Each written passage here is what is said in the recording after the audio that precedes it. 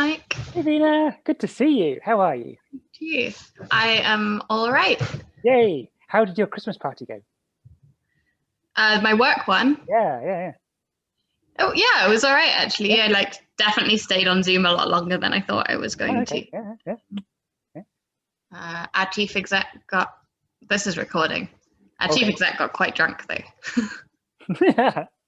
Other people also got quite drunk. Okay, but yeah, as a I senior shall not communicate any more of those shenanigans, though.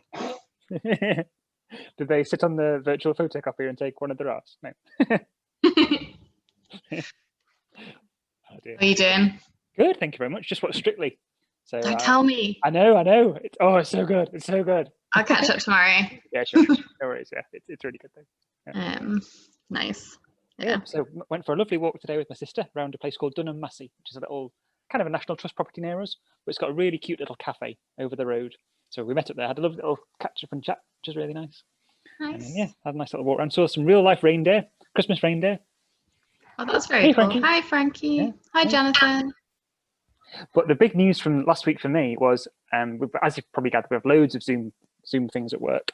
But we had, you'll never guess who we had on a Zoom call. The Queen. We had the actual Queen on a Zoom call. How cool is that? Wait, what? The actual real life Queen.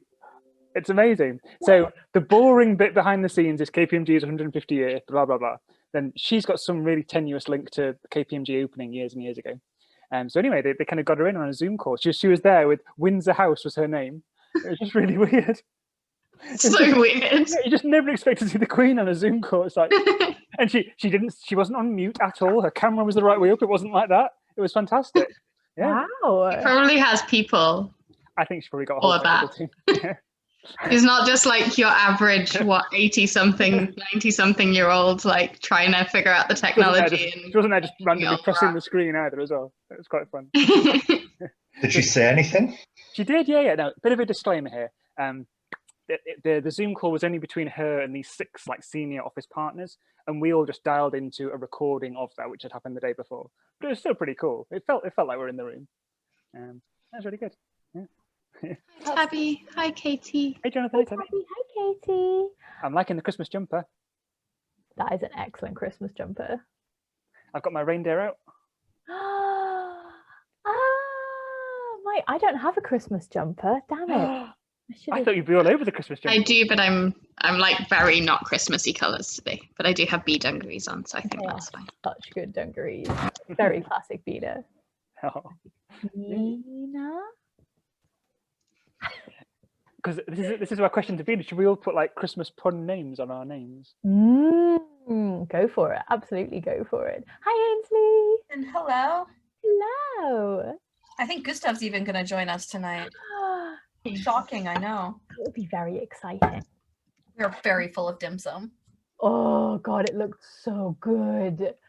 I have a friend in Toronto who I haven't been in Toronto at this time of year for on the 19th of December for 12 years. But I have a friend whose birthday is today, and she always goes out to a dim sum restaurant at lunchtime with 30 people for her birthday. And this year she was like, well, I can't do that, so Zoom dim sum, and which was nice because it meant that people didn't have to travel. Very nice. And how are you, Frankie? I haven't seen you for so long. I know it's been my own fault, but it's been forever. It's been forever. It's so nice to see you. I can't believe how long your hair is getting. I understand that is just what happens to hair as time passes, but it's getting so long. It looks amazing. Oh, bless you. I mean, quite often people do cut it, so that is true. That is true. People who like it short. Are you going for the full Are you going for a long hair situation? I'm just gonna see. Yeah, I'll see. I'll wait and see. I think I like the length it's at currently. It's quite dashing. You look like D'Artagnan. I used to love that when I was a kid. D'Artagnan and the Three Musketeers. The Three Muskehounds it was, wasn't it? Yeah. D'Artagnan, I remember D'Artagnan. Yeah, D'Artagnan. Yeah.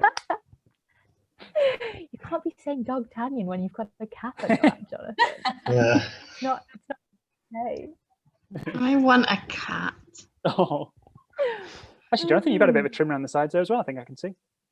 Yeah, I got it shaved on the back and sides nice. a week ago.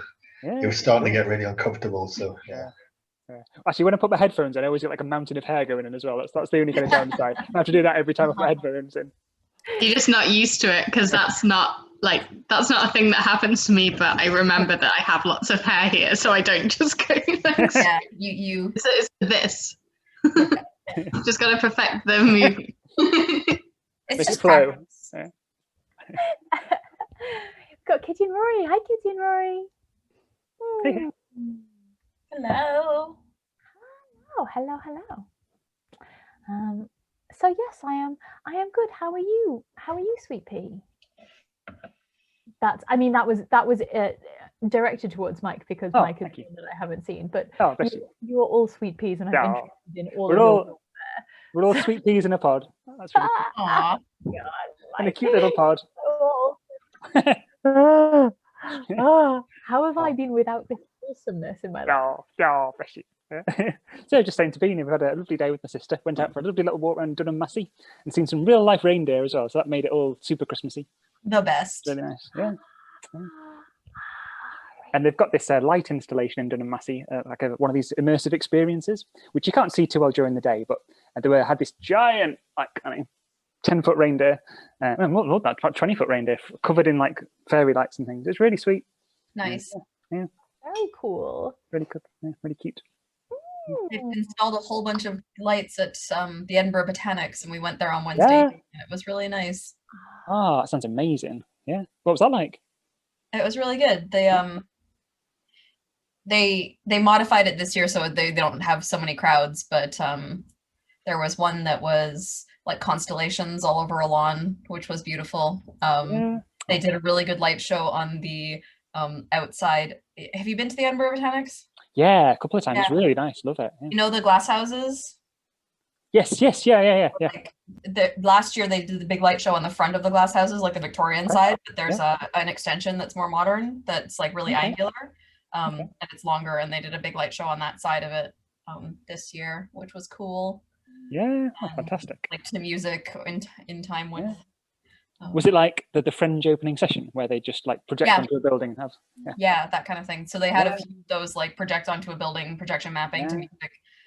Really cool. I love that. One on the glass houses and one on the house in the center, which I'm gapping on what it's called right now. And the art gallery in the middle of the Botanics has a name that I've forgotten. But yeah, it was good. And there was one that was just like a whole bunch of big balls of like white shiny snowball light, like just spread out throughout an area. There was one that was fire in tins, like oil fires in tins everywhere, and because it was slightly raining, the sound was amazing because like little bits of rain would fall in the oil, the fire oil, and it was like and they were playing, I think I forgot the song that was with that one. I don't know, but it was really cool. Oh, good. It was really neat. Oh, that sounds wonderful. I was happy that they still did it this year. Yeah. That's really sweet. Frankie, were you just having a little massage? Were you singing? I couldn't tell. I was blocking my ears. So Martin's got us tickets to go and see the lights in the Botanic Garden. I see. On January 2nd. So okay. Obviously, like with the kind of announcements today, don't know whether or not that's still going to be something that I'm going to be able to do, but it was like, if it's something that we can, that does happen, I don't want to, I want to surprise myself. And if it isn't something that's going to happen, I don't want to hear about how good it was. Because that would make me sad. But I can send you videos. But Ainsley, I'm really happy that you got to go and that you had a lovely time. It's nice. If you get to go, it's lovely. And also, it'll happen next year. That's true. That is very true. Also, hi, Andy. Also, it looks like my internet connection is a little bit wonky. So if at any point I go kind of robotic, shout at me. I'm going to have a Christmassy name as well. Yay. You want to see we put up more fairy lights today? Oh, yes. I'm all about the fairy lights. So we've got fairy lights and like greenery at the top of the bookcase. Oh, that's a lovely idea. And then Just like fairy lights. It goes on forever. That's so cool. Yeah, when you buy fairy lights for your own wedding, like I have a lot of fairy lights. That's magical. That's really cute. Alan wouldn't let me do like the entire house. He said dear. that having fairy lights in the bedroom is excessive. And confirm, Compulsory, surely. like, Bina has a lot of fairy lights. Like, I've borrowed them to run events before. It's a lot of fairy lights. They've done quite a few events now, I think. Hi, Malcolm. Hey, Malcolm. I really like the idea with the fairy lights and the greenery. So I'm gonna have to like Christmas. Yeah, it's with just the like temple. offcuts from the florist that sells Christmas trees. Yeah, we've got forest downstairs. It's not very like they'll give you like a huge bag of just branches for not very much money at all, because it's like essentially a waste product for them. That's so It looks cool. amazing, Bina. Really love it. Looks really pretty. Right, shall we begin? Shall we begin this lovely Christmassy poetry time edition? Let's Christmas cracker on. Nice. I've missed you so. What's a Christmas night without a poo?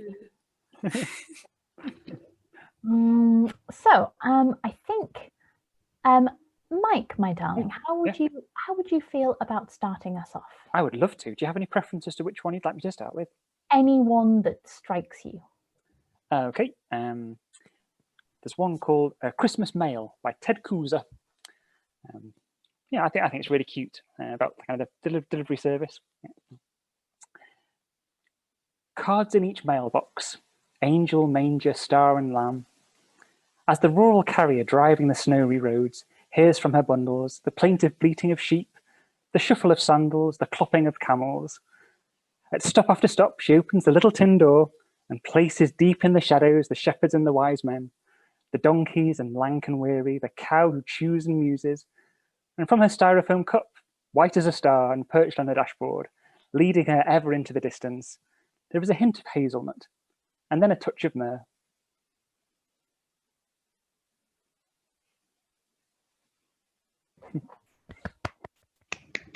Thank you. So cute. That's lovely. Thank you very much, Mike. Just quickly before we crack on, does anybody else have any submissions or requests of things that they would like to read that I haven't already got on my list? I have ones that I can't choose between, but I'll just put them in where they work. And I want to read Trio by Edwin Morgan, but unless someone else is reading it, because I know there are multiple Edwin Morgan bands and humans. We have a request for Trio already, so Trio is in the schedule. Excellent. Don't you worry your sweet boots about that. Bina, would you like to read one of your other non-choose from-able Christmas poems? Sure. Do you want the AA Mill now or later? I've got King John's Christmas, which is an AA Mill one. Did I lose you? Oh, can we have that one? Yeah. It's a little bit of a long one, but that's nice. Oh, and also just a reminder to anybody who does have links to these, if you can drop them in into the chat before you read them, that would be very helpful. Thank you. I will see if there is one. It should be. Also, hi, Ellie. Hi, Ivan.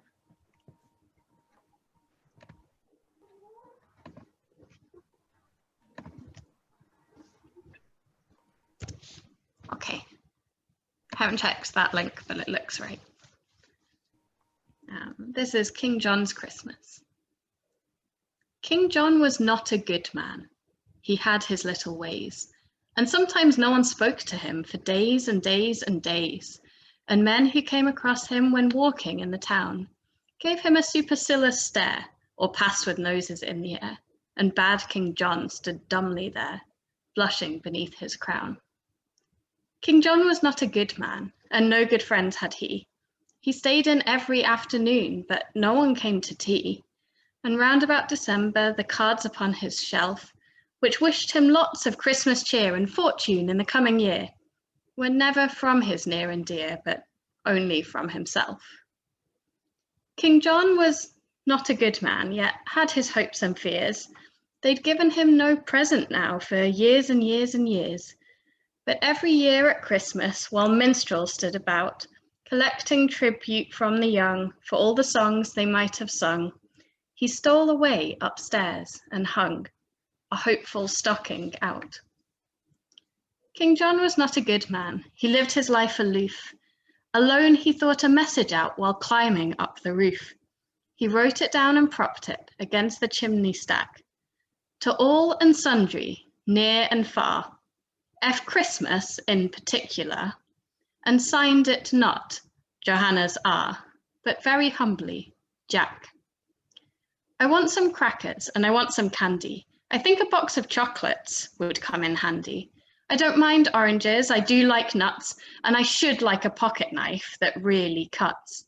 And oh, Father Christmas, if you love me at all, bring me a big red India rubber ball.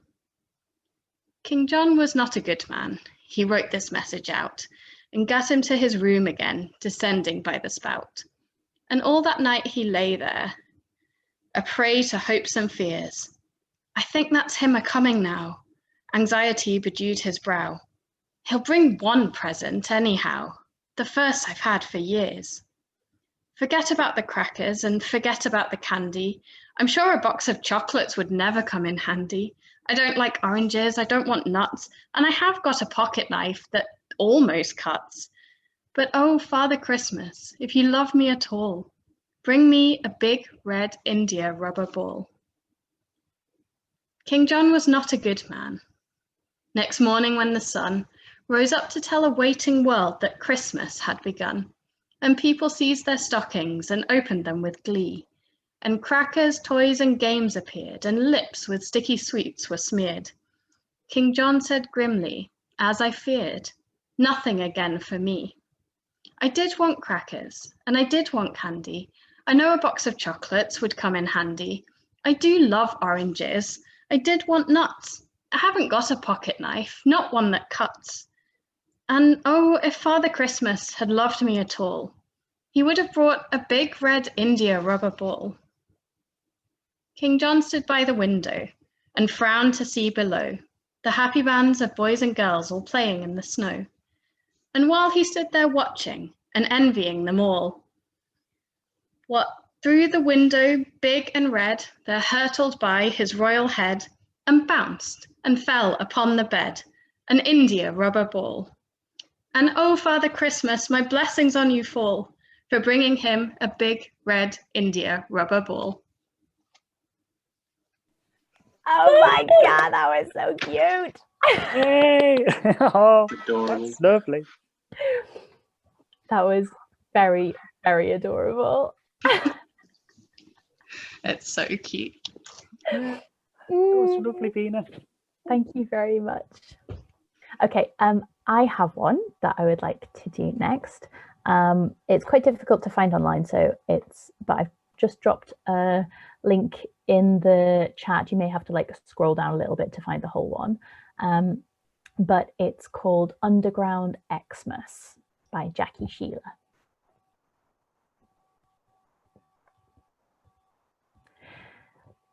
Out of the packed train comes a horizontal tree, pine needles poking through tight plastic wrap. She's wearing a raincoat and a frown, the blue spruce hugged in her strong arms like a Roman battering ram. Commuters step aside, all sighs and clucks. This woman loves someone enough to bring them Christmas on the subway, wrestle a tree twice her height through tongue-sucking rush-hour crowds. The sharp holiday scent of pine enlivens the last car of the C train, trails her to the 50th Street escalator where she juggles the pungent tree on her hip, ascending. I love it so much. Isn't that gorgeous? Super sweet. Pungent. Pungent. Oh, I could visualize that happening as well. It's kind of super Christmassy. So lovely. So Kit Trio has been mentioned a couple of times, and I think Kitty is the one who has won this particular poetical jackpot. So Kitty, would you like to read Trio? Yep. Were there other people apart from Bina who had asked to read it? No, just Bina. Okay. I'm happy as long as it's being read. I'm happy. I love it so much. Okay. Yes, this is Okay. This is Trio by Edwin Morgan. Oh, I actually do have a link for this. Sorry, I forgot to do that.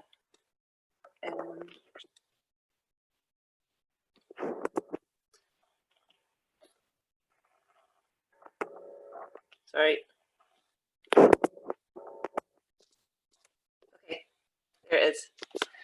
Trio by Edwin Morgan. Coming up Buchanan Street, quickly, on a sharp winter evening, a young man and two girls under the Christmas lights. The young man carries a new guitar in his arms. The girl on the inside carries a very young baby, and the girl on the outside carries a chihuahua. And the three of them are laughing. Their breath rises in a cloud of happiness. And as they pass, the boy says, "Wait till he sees this butt." The chihuahua has a tiny Royal Stuart tartan coat like a teapot holder. The baby in its white shawl is all bright eyes and mouth like favours in a fresh sweet cake. The guitar swells out underneath its milky plastic cover, tied at the neck with silver tinsel tape and a brisk sprig of mistletoe. Orphean sprig, melting baby, warm chihuahua. The veil of tears is powerless before you. Whether Christ is born or is not born, you put paid to fate. It abdicates under the Christmas light. Monsters of the year go blank, are scattered back, can't bear this march of three. And the three have passed, vanished in the crowd, yet not vanished, for in their arms they wind the life of men and beasts and music, laughter ringing round them like a guard at the end of this winter's day.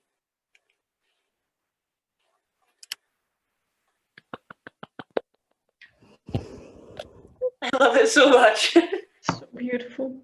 God. You like my internet is so bad that you dropped out for like a good section partway through that, and I was still like welling up with what was left. This is definitely one of my favourite poems. Definitely. It's just, and it was one that I put into some of my Christmas cards this year. Oh, that's lovely. That's really sweet, Kitty. Because the only Edwin Morgan I've heard is ones that Andrade had read, so I wouldn't have known it was the same author. If I'd Really? Yeah. No, you've had a lot of Edwin Morgan. I feel like maybe you've picked up on the nonsensy type of ones, but we've definitely had like strawberries and there were some of the ones in the like space one I read out were Edwin Morgan. Okay. Yeah. Got you. I think I've done the one about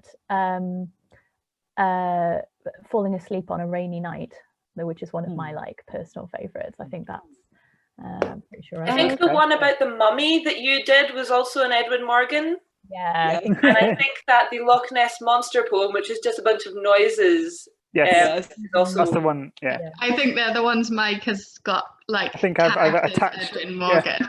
Yeah. We also read some by him in the Love edition, I think. Edwin Morgan wrote a computer's first Christmas card, if anyone wants to read that. Just told Frankie Okay, can I read that one now? Okay. Oh, it's sorry, Andy, I've just seen what you posted in the chat. So, slight change of plan. Andy is now going to read Edwin Morgan's computer's first Christmas card. Yay, festive chaos.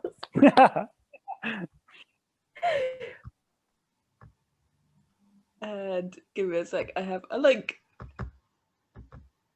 I'd like to take this opportunity to say Scotland. Scotland!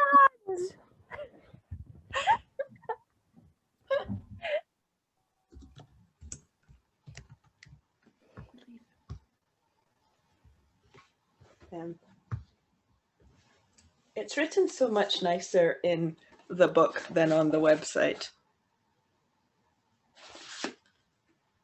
But I don't remember where it is.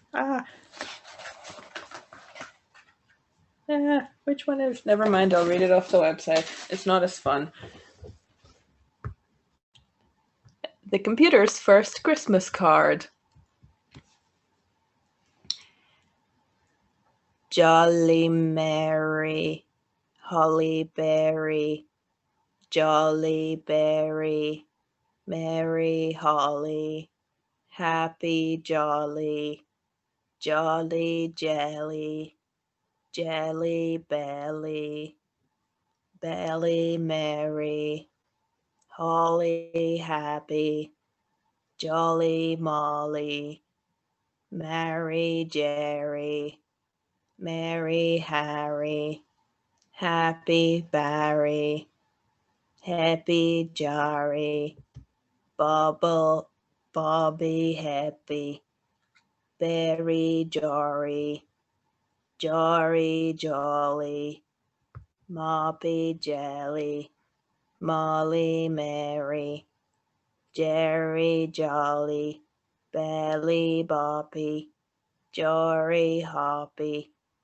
Holly Moppy, Barry Mary, Jerry Happy, Happy Boppy, Boppy Jolly, Jolly Mary, Mary Mary, Mary Mary, Merry Chris Marias, Chris Marias, Merry Chrysanthemum.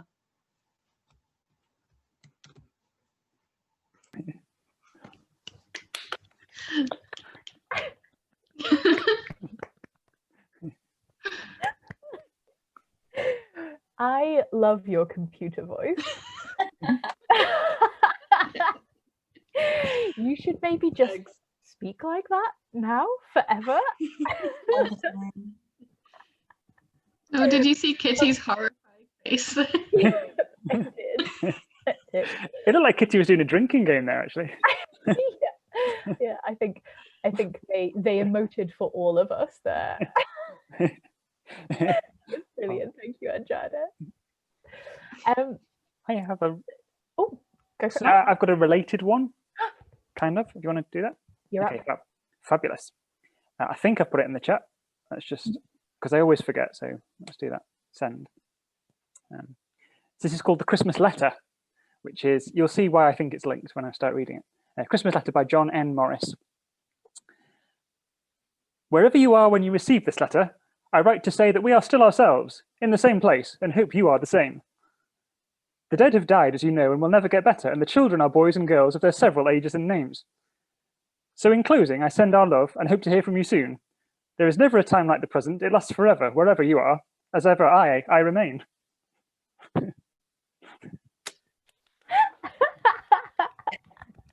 That's another one that I found this year and have been putting in Christmas cards. I love it with the transatlantic accent. Very excellent. That is very excellent. Oh, actually, okay, I have another vaguely thematically related one. Which is speaking of people sending letters to other people upon Christmassy occasions. Segue. So this is by a poet called Helen Maria Williams. I don't know anything about her, and I can't tell if it's a piss take or not. It's like they're the best kind of piss takes. If you're supposed seriously, but I'm not going to read it seriously. So I'm going to drop this. I'll drop this in the chat now. Oh, not just send it to Andy, send it to everybody. There we go. So this is to Mrs. K on her sending me an English Christmas plum cake at Paris.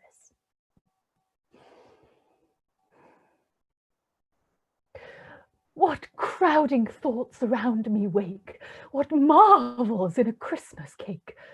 Ah, say, what strange enchantments dwells enclosed within its odorous cells?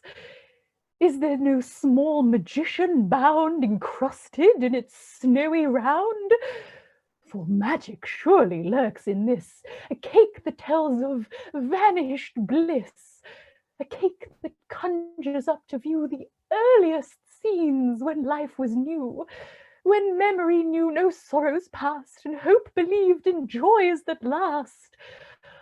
A mysterious cake whose folds contain life's calendar of bliss and pain, that speaks of friends forever fled, and wakes the tears I love to shed.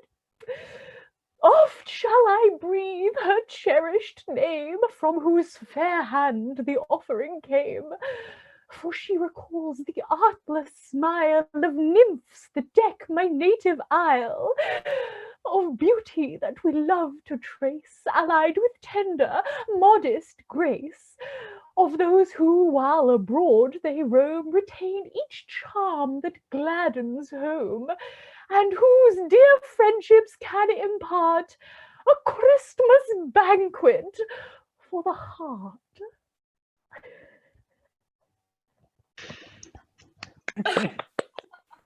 That's amazing. I think I speak for all of us when I ask, when are you reading the next Jane Austen bit? Yeah. Well, I've been thinking of doing a Georgette Heyer novel for potentially January or February, which is going to be a banquet of silly posh voices. Oh man, I can't believe Rory missed that. Talking. I enjoyed that very much. It was amazing. Bina, would you feel like doing another one?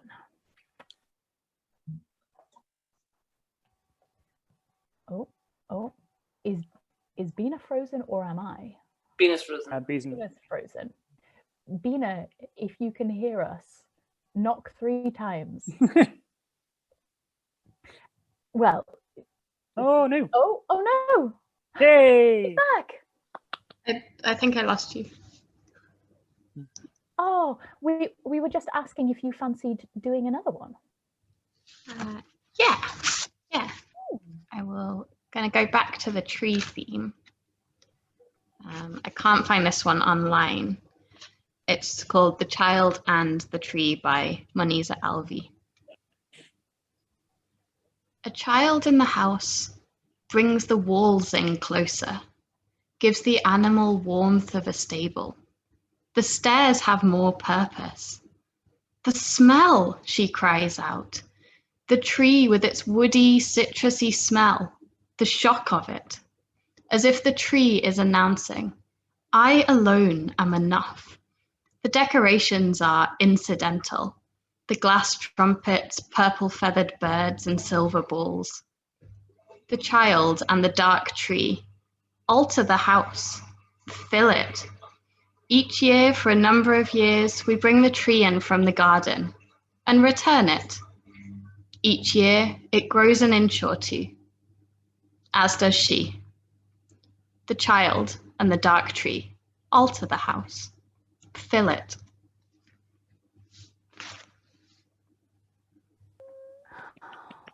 So lovely. You take a picture of that one and put it in the chat on Facebook, on the thing. It's from this tiny, delightful collection. Oh, That's lovely. It does sound tiny and delightful. I actually have a tree poem also. Does anybody else have a tree poem while we're doing tree poems, or shall I do mine next? Okay. So this is by Jane Kenyon. In the chat now. So this is Taking Down the Tree.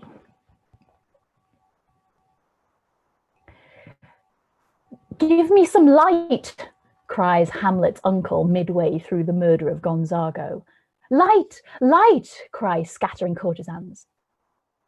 Here, as in Denmark, it's dark at 4, and even the moon shines with only half a heart. The ornaments go down into the box. The silver spaniel, my darling, on its collar, from mother's childhood in Illinois. The balsa jumping jack my brother and I fought over, pulling limb from limb. Mother drew it together again with thread while I watched, feeling depraved at the age of 10. With something more than caution, I handle them, and the lights, with their tin star-shaped reflectors, brought along from house to house, their pasteboard toy suitcases increasingly flimsy. Tick, tick, the desiccated needles drop. By supper time, all that remains is the scent of balsam fir. If it's darkness we're having, let it be extravagant. Yay. Oh, I love that one. I had that on my list as well. Well, Mike, would you like to do another from your list, my love? I would love to, yes, please. This is also about kind of post-Christmas, so it works really well. Thank you. It's almost like it's been curated. Okay, this is called December 26th by Ken Nesbitt. A BB gun, a model plane, a basketball, electric train, a bicycle, a cowboy hat, a comic book, a baseball bat, a deck of cards, a science kit, a racing car, a catcher's mitt. So that's my list of everything that Santa Claus forgot to bring. Oh, boo. Oh, damn it, I forgot to post the link. Send link. So cute, so cute. Oh, hold on. And when I said, sorry, Frankie, when I said that was on my list, I was one of my ones I was thinking about reading. It wasn't on my actual list of ones I was going to read, so it's all good. Perfect. Kitty, did you have another one, or was it Trio? Bina mentioned that there was one that you'd put in her Christmas card. Was that Trio, or was that? No, that was a different one. I'm happy to read the other one. I haven't been able to find it on the internet, so I'm just gonna log in with my phone and then put a picture up in the chat as a file. Perfect. So well, bear with me. What if, Bina, did you have another one that you fancied doing? Yeah. While Kitty takes that picture. Yes. Perfect.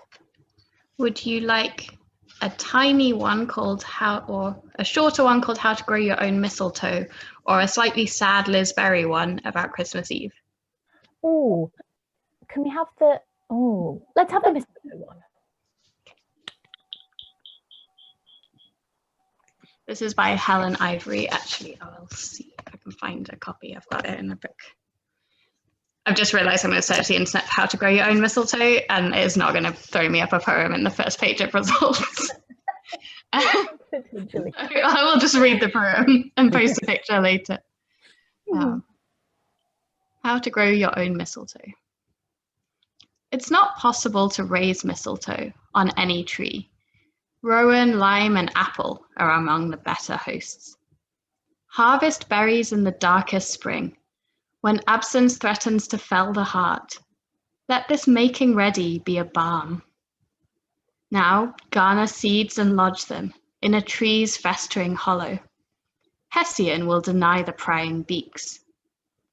Let moon and earth do their rounds, while boy, then girl, emerge lonesome from their weather house, never set to meet. Mistletoe needs patience, but rest assured, the fact of it will live green on your threshold, and kisses will festoon you by and by.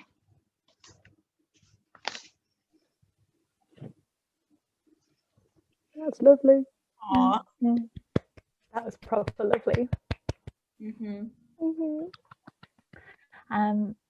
Kitty, do you have your request one ready to go next? I think so. It might take me a couple more minutes, actually. You might need to give me another.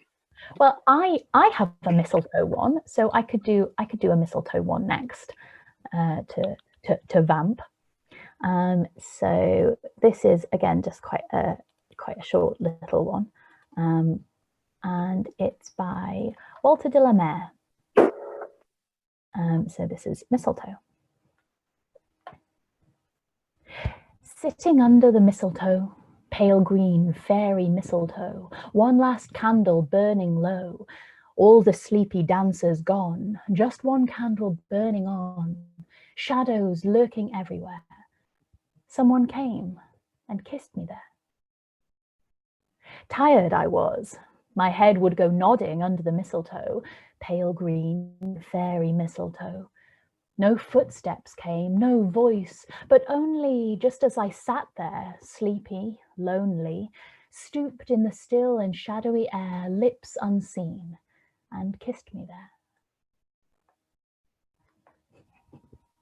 there. Which I think is cute rather than creepy, but it could be either. Let's pretend it's cute. Definitely cute, yay! Okay. How we doing, Kitty? I'm ready. They're ready. Okay. So this one is called Asterisk by Sasha Dugdale.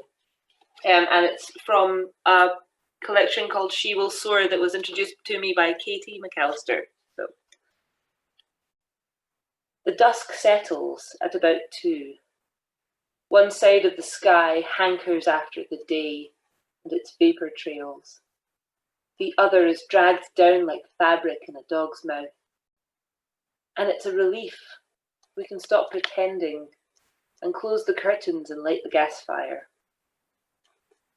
The hills and moors recede like silent planets, and the rain hisses on the sea, and the dining chairs are moved into the living room. Outside, it feels like nothing, like black space. The carpet is littered with tissue crowns and ribbons and the ash of fallen laughter. Come out with me.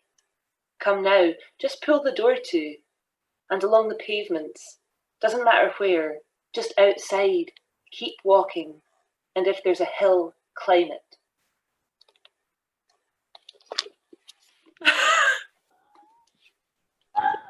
So much. Super lovely. That book is on my Christmas list. I'm so happy right now. I would highly recommend. It's got some amazing poems in it, yeah. Oh no, frankincense, what have we done to you? Oh.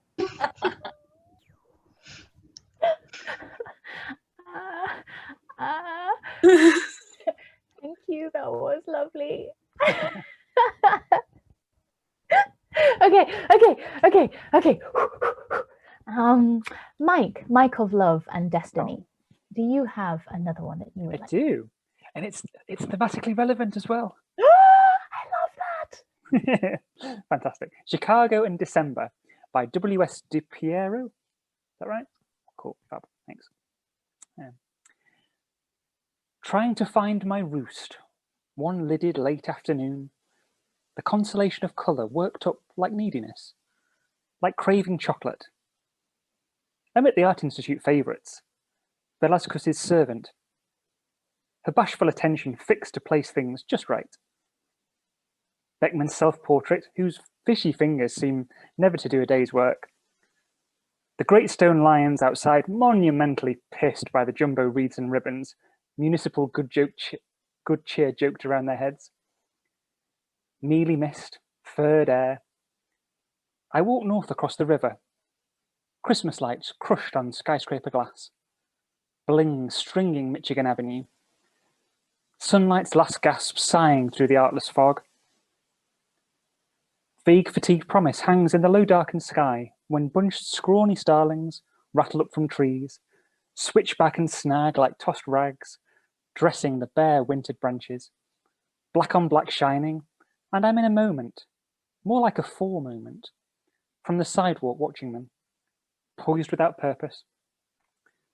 I feel lifted inside the common hazards and order of things, when, from the stillness, the formal, aimless, not waiting birds erupt again, clap, elated, weather-making wind clouds changing. smithereen back and forth, now already gone to follow the river's running course.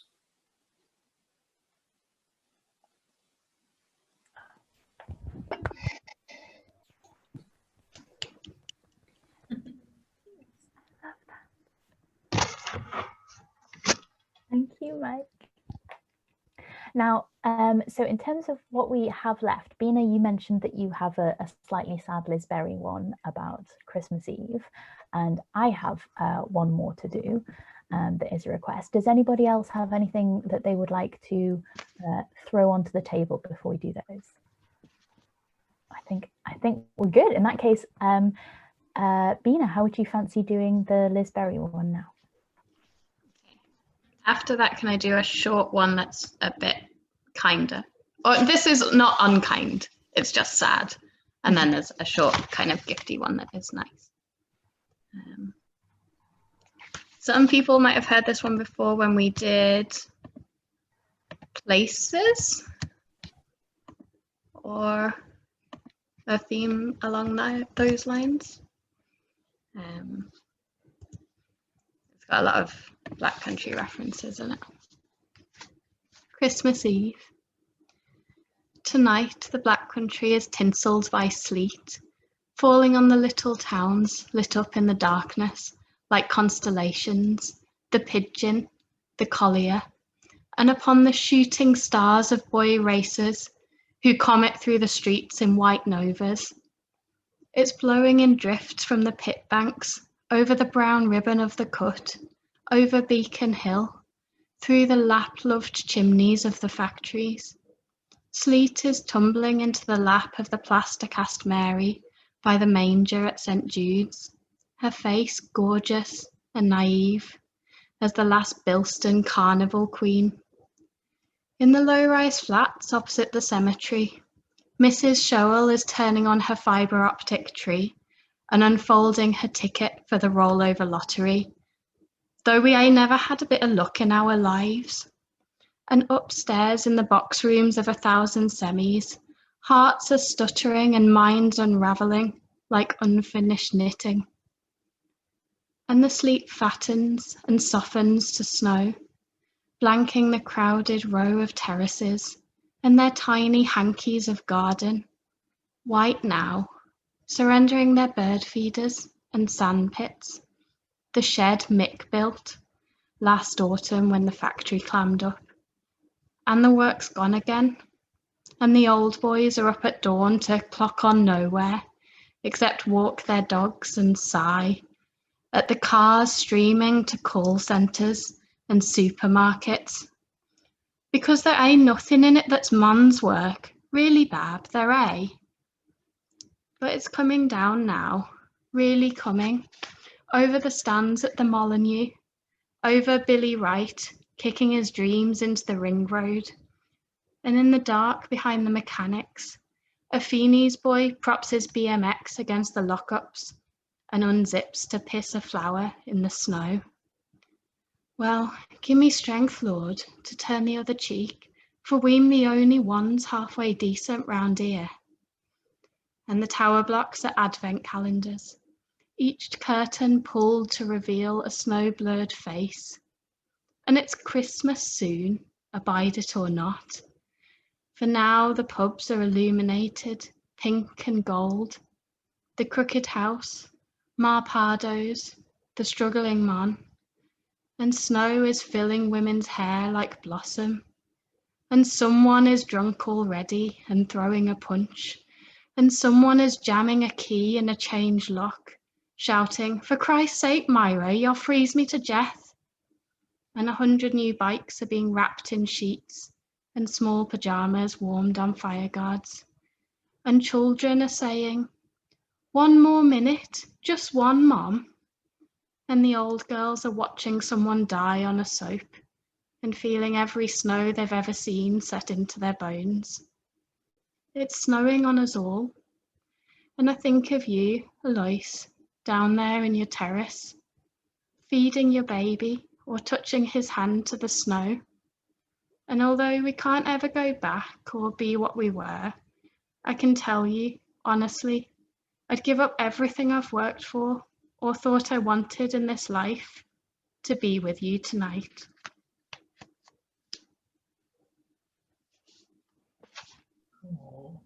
Sorry, Frankie.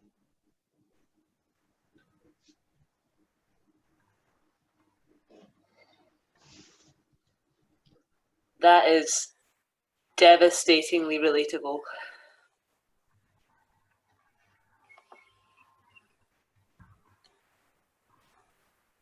Sorry, I broke everyone. Oh. Oh, love you all.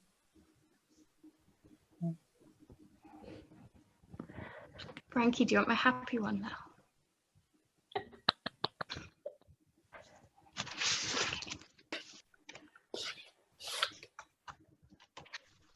This one's nicer and it reminisces about being outside with people. So it's very relatable. Called This Year by Ben Wilkinson. If we could gift each other moments, I'd wrap up that bauble sun we felt, warm our backs to the tip of Mam Tor. I'd box the 2 hours spent tracing the tinselled reservoir, no 2 miles the same, as we ran and ran. Trails deserted, no sound but our own good hearts and honest footfall. I'd riven that first jog up ringing glow, our city held as if the snow globe we'd shake, and I'd nestle under the tree those loops of a floodlit track, and remember that what's done is done, and of dark bright moments still to come. Who's that one by, Bina? Oh, hey, Nick. That's by Hey. Wilkinson. Because that's my old stomping ground, Mam Tor and Ringing Low. That's just outside Sheffield. Ah, I did not know where those places were. I used to go walking around there quite a lot. that's so cool. All those ones I can't find online, I'll put pictures of. Thank you very much, Bina. That was gorgeous. A very necessary antidote to that devastating Liz Berry one. That's so good. So good. Yeah, like no takebacks, definitely. Oh God. Oh. Sorry. Okay. Well. We are nearly at the end of this Christmassy Poetry Saturday session, but I do have one more to read, which was a request from Katie, and is probably the ultimate Christmas poem. So I'm dropping that in the chat now. And so this is A Visit from St. Nicholas by Clement Clark Moore.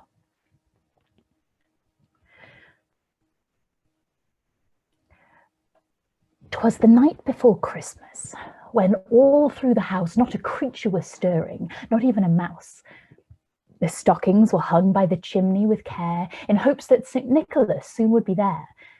The children were nestled all snug in their beds, while visions of sugar plums danced in their heads. And Mamma in her kerchief and I in my cap had just settled our brains for a long winter's nap, when out on the lawn there rose such a clatter that I sprang from my bed to see what was the matter. Away to the window I flew in a flash, tore open the shutters and threw up the sash.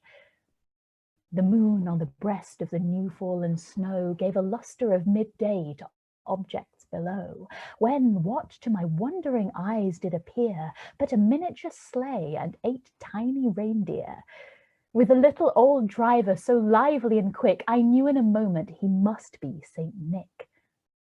More rapid than eagles his coursers they came, and he whistled and shouted and called them by name. Now Dasher, now Dancer, now Prancer and Vixen, on Comet, on Cupid, on Donner and Blitzen. To the top of the porch, to the top of the wall, now dash away, dash away, dash away all. As leaves that before the wild hurricane fly, when they meet with an obstacle, mount to the sky, so up to the housetop the coursers they flew, with a sleigh full of toys, and St. Nicholas too. And then in a twinkling I heard on the roof the prancing and pawing of each little hoof. As I drew in my head and was turning around, down the chimney St. Nicholas came with a bound. He was dressed all in fur from his head to his foot, and his clothes were all tarnished with ashes and soot. A bundle of toys he had flung on his back, and he looked like a peddler just opening his pack. His eyes, how they twinkled, his dimples, how merry. His cheeks were like roses, his nose like a cherry. His droll little mouth was drawn up in a bow, and the beard on his chin was as white as the snow. The stump of a pipe he held tight in his teeth, and the smoke it encircled his head like a wreath. He had a broad face and a little round belly that shook when he laughed like a bowl full of jelly. He was chubby and plump, a right jolly old elf, and I laughed when I saw him in spite of myself. A wink of his eye and a twist of his head soon gave me to know I had nothing to dread. He spoke not a word, but went straight to his work and filled all the stockings, then turned with a jerk, and, laying his finger aside of his nose and giving a nod, up the chimney he rose. He sprang to his sleigh, to his team gave a whistle, and away they all flew like the down of a thistle. But I heard him exclaim ere he drove out of sight, "Happy Christmas to all, and to all a good night." Hey! Hey! Merry Christmas, everybody! Happy Christmas, everyone! Yay!